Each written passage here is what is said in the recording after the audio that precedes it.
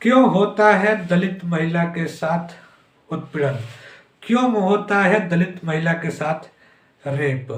जब मामला दलित का हो तो भारत दृष्टि न्यूज को समावेशी बनाने के लिए ऐसी खबर जरूर करता है। नमस्कार, आप देख रहे हैं भारत दृष्टि। मैं हूं रविकांत। मामला मेरठ का है। मेरठ के सरधना विधानसभा से है। उसमें एक महिला जिसकी उम्र 40 वर्ष बताई जा रही है, उसकी पारस राजपूत ने किडनैप कर लिया था। किडनैप करके उसकी हत्या कर दिया है।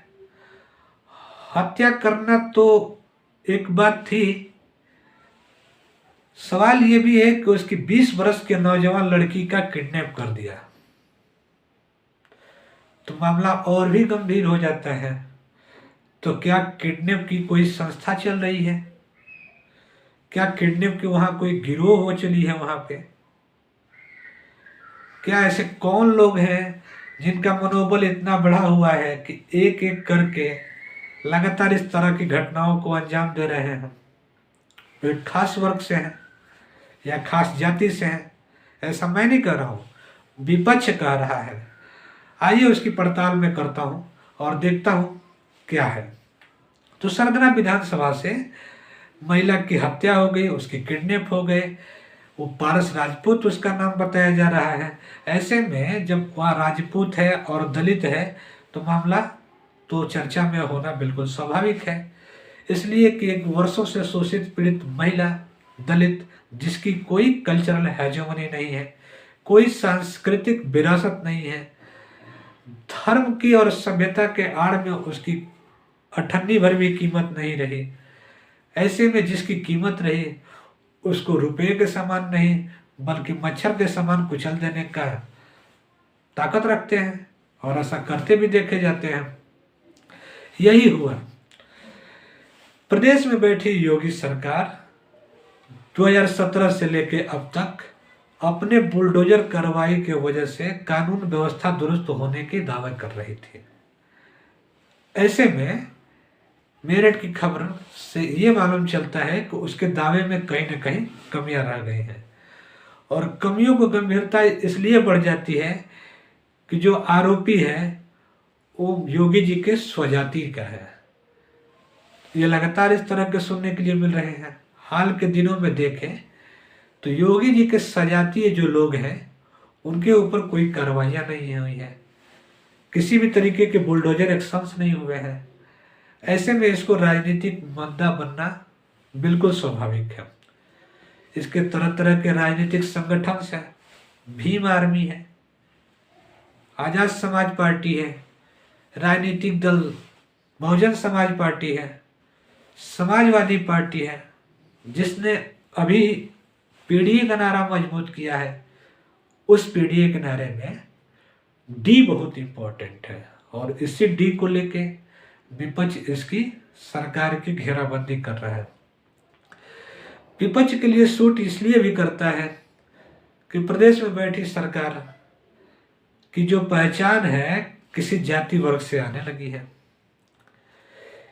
इसी पहचान को और कलरफुल बनाने के लिए और गाढ़ा बनाने के लिए इस तरह की घटनाएं विपक्ष को सहारा बन जाती हैं।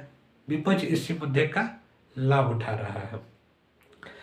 देखते ही देखें तो हाल की घटनाएं जो भी छोटी बड़ी हुई हो, उसमें अगर कोई दूसरी जाति का मामला हो तो बुलडोजर का जो एक्शंस है, बुलडोजर की जो कार्रवाइयाँ हैं, उसको बहुत स्वाभाविक और कार्रवाइयों का सरलीकरण कर लिया जाता है, यानी बहुत स्वाभाविक प्रतिक्रिया बताई जाती है। लेकिन जब आरोपी किसी स्वजातीय हो, जिसका नाम के आगे पारस के साथ साथ राजपूत लिखा हो, सिंह लिखा हो, तो उस बुलडोजर में गियर फंसने लगते हैं। तो सवाल यही है कि ऐसा क्यों हो रहा है? ऐसा इसलिए हो रहा है कि कार्रवाइयों का कोई भी निष्पक्ष मूल्यांकन नहीं है। अगर निष्पक्ष कुछ भी नहीं होता है तो एक वर्ग का जरूर मनोबल बढ़ता है, वो स्वजाति है। हाल के दिनों में जो भी घटनाएं हुई हैं उसमें निष्पक्षता का अभाव रहा।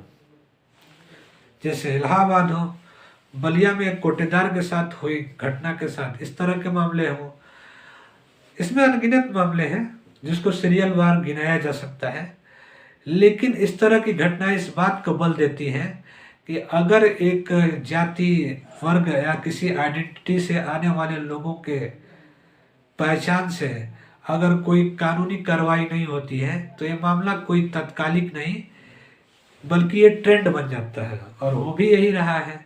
तो देखते हैं, योगी सरकार ने अभी तक तो इसकी एक कमेटी बनाई है, लेकिन अभी लोगों की बरामदगी नहीं हुई है। जिस लड़की की अभी किडनैप हुए हैं, सरदना का ये मामला है, राजनीतिक रूप से बहुत गंभीर हो चला है।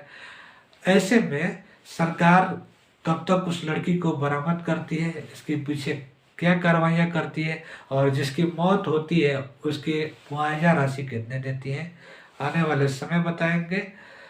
तब तक मेरी टिप्पणी कैसी लगी, और मेरा मानना है कि इस तरह की खबरों को जहां मीडिया नकार रही है, जिसको इस तरह की खबरों को हल्का समझती है, तो भारत दृष्टि देश को समावेशी विकास के लिए, सामाजिक समानता के लिए इस तरह के सवाल उठाता रहेगा। अगर आप हमारी मदद करना चाहते हैं तो आप चैनल को सब्सक्राइब करें, शेयर करें, ताकि हमारी वीडियो आपके पास मिलती रहे। नमस्कार।